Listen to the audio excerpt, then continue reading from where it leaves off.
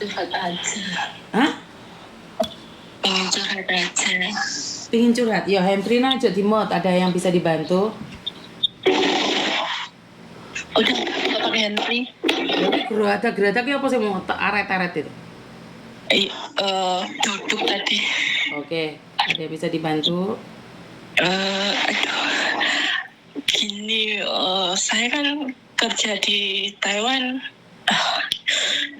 hampir 6 tahun. Kenapa saya? Kenapa kok nangis duluan ini? Kenapa kok nangis duluan? Kenapa? Keluarga sih, Miss. Kenapa dengan keluargamu sayang? Ya,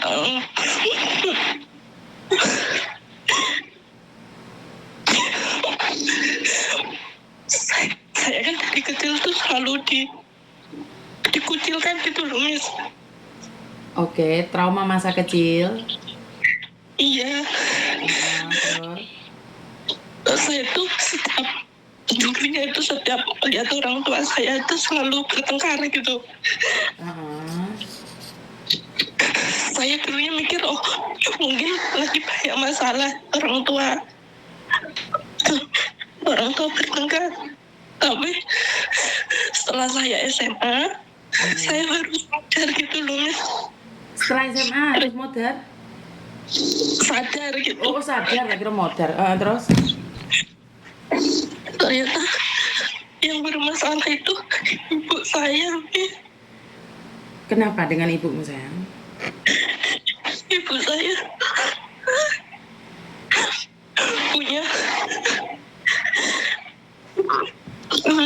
punya laki-laki lain.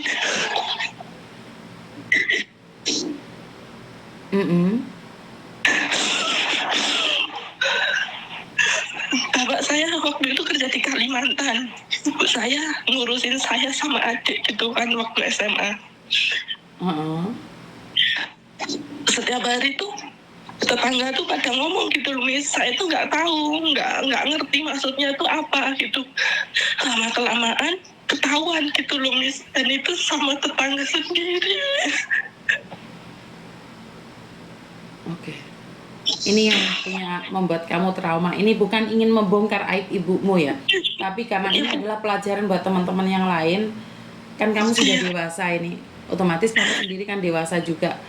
Bahwa hidup ini kamu tidak pernah tahu saat kamu kecil, benar nggak sayang? Nggak pernah tahu. Jadi akhirnya kamu trauma sampai hari ini, benar nggak? Saya pikir tuh bapak sama ibu bertengkar tuh ya mungkin masalah ekonomi gitu kan, Miss. Iya. Tahu-tahunya ibu saya kayak gitu ketahuan. Habis itu udah sembuh gitu loh, Miss. Nggak ngelakuin kayak gitu lagi. Intinya ibumu dulu suka selingkuh, ketahuan terus sembuh. Tapi semenjak saya di sini 6 tahun mulai lagi gitu. Wah, dan itu sesama tetangga, sama masih lingkupan tetangga situ gitu loh, Miss. Selingkuh sama tetangga sendiri? Iya, Miss. Terus? Bapak saya kemarin tuh telepon, kan nggak biasanya bapak tuh telepon gitu, paling telepon tanya kabar. Cuma kemarin tuh telepon bilang, Nduk, ibumu minta pisah kan gitu, Tomis. Minta pisah gimana kan, maksudnya gitu, tolong anak ini lo lagi bangun rumah, mbok yo satu-satu dulu kan gitu, Tomis. Nggak tahu ibumu minta pisah, terus nggak mau sama bapak, katanya bapak nggak ngasih uang apa gimana gitu, Tomis. Terus ya wes sampai saya pegelnya gitu ya, Miss ya. Saya bilang ya udah kalau mau pisah, tapi yang ibu minta pisah, ibu suruh nyari surat sendiri, nyari apa sendiri, sampai nggak usah gimana tak bilangin gitu, Tomis. Nah, adik saya tuh ngomong, waktu bapak saya setelah telepon, adik saya ngomong, Mbak, kamu tahu gak siapa yang jadi itunya ibu gitu, Tomis. Ternyata itu kayak orang terpandang di kampung. Tempatnya dia itu, Miss. Wah, saya tuh gak bisa berpikir, Mir. Dulu udah gitu, udah sembuh, udah di banyak orang ngomong gitu loh, Miss. Jadi aku tuh bingung, akunya harus gimana gitu loh, Miss. Aku sebagai anak tahu udah apa, Miss, gue bingung.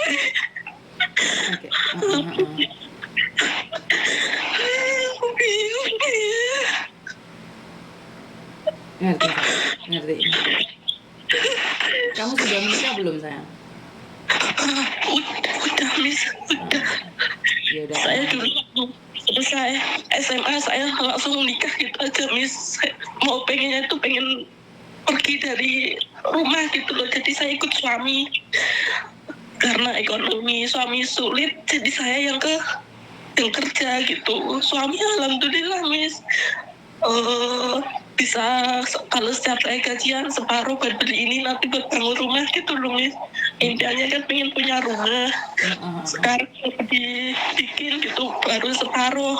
Tapi ibu saya tuh selalu bilang, apa kok mau kasih suami? Aku tuh udah ibumu, kamu tuh loh yang sekolah, aku yang ngasih uang, yang biayain sekolah aku. Kenapa kamu tuh ngasih uang ke suami? Bilangnya gitu terus, Miss. Kamu tuh belum balas budi, Miss.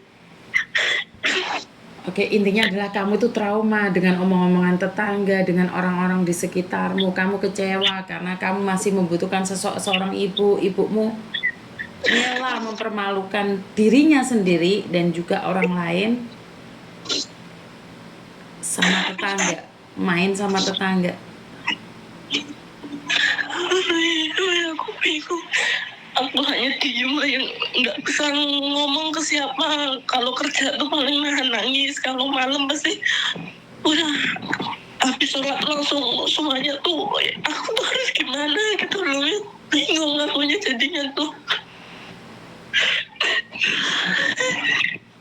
Oke, teman-teman, di sini saya cuma ingin bilang bahwa itulah trauma yang ditinggalkan oleh seorang anak jika ibunya melakukan kesalahan.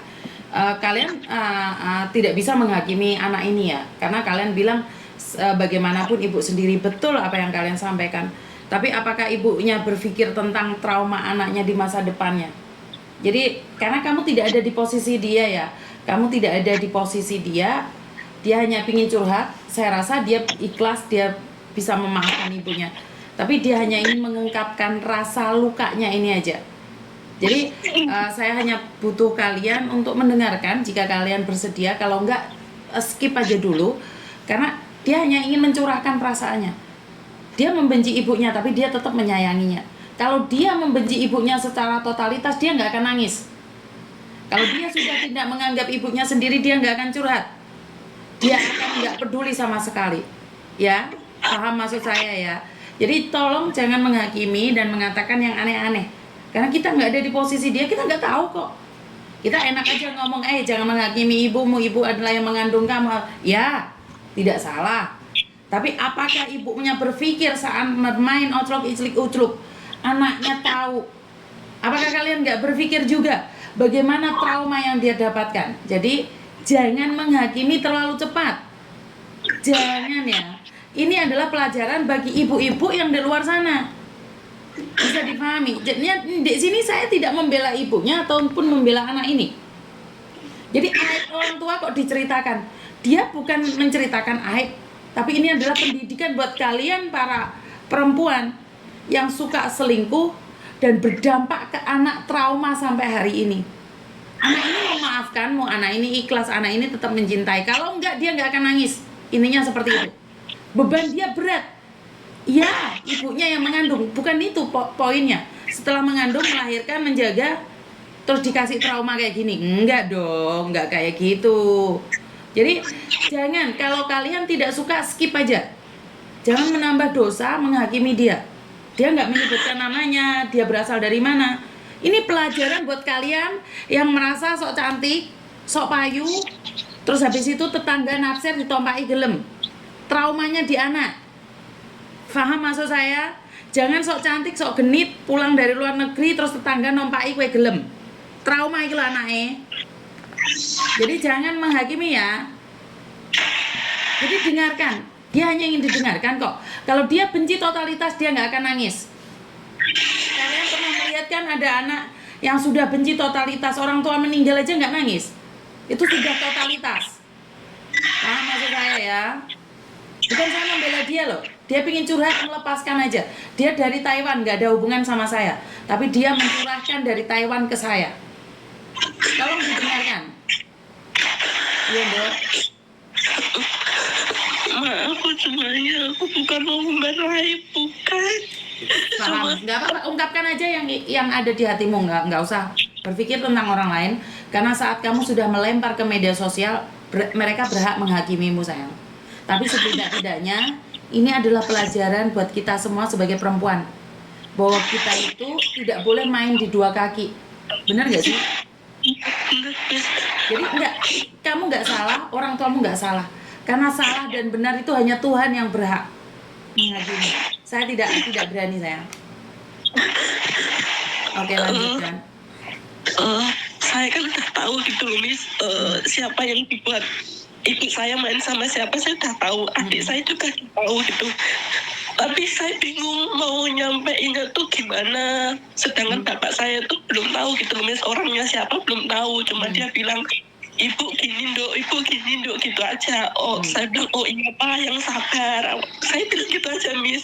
Terus saya sama adik tuh ini gimana gitu loh, kayak orang gimana, Miss, udah tahu tapi nggak bisa utarain ngomongnya tuh harus gimana.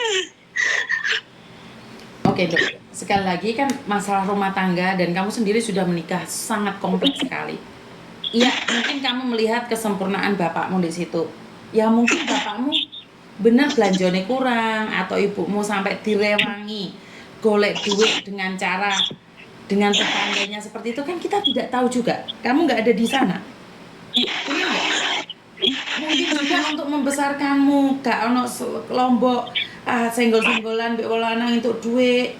Ya untuk membesarkanmu kan kita nggak tahu. Jangan menghakimi ibumu. Kita nggak tahu. Kita nggak tahu, kan benar. Karena ada orang yang mengatakan buat makan sendiri aja nggak ada, akhirnya dia seolah-olah menjual dirinya pada tetangganya hanya untuk makan anak.